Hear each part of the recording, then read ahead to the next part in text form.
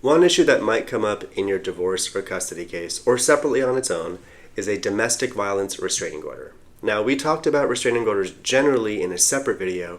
This is one specific type. For a domestic violence restraining order, you have to have a specific relationship with the person that you filed the restraining order against.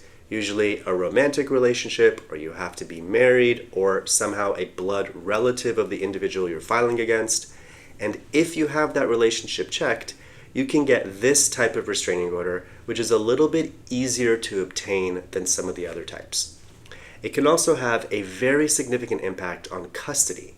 If you file for a restraining order against someone and you win, and you share children with that other individual, there is a law that generally says the winner of that restraining order will receive custody.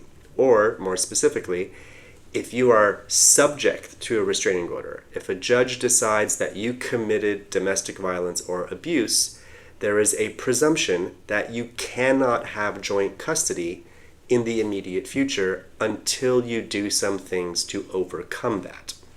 In a lot of divorce cases and custody cases that we deal with, restraining orders can come up, and they can affect not only custody, but also child support or alimony, and especially the relationship between parents and children.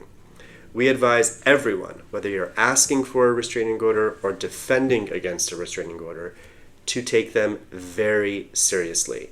Losing one or winning one might have a significant impact on a number of issues, and if you file a restraining order and win, it could even be possible to have the other side pay for your legal fees.